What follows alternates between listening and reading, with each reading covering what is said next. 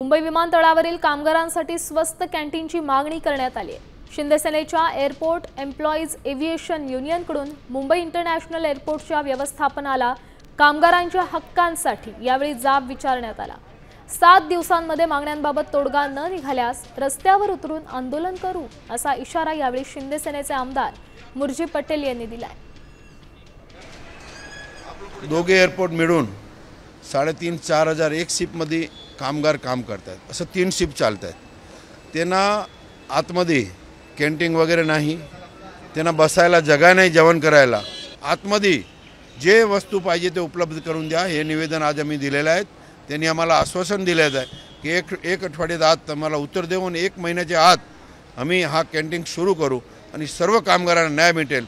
जर नाही दिलं तर एकनाथराव शिंदे साहेबांची शिवसेना मैदानात उतरेल, कामगाराच्या बाजूने उभी राहील आणि आम्ही आंदोलन करू।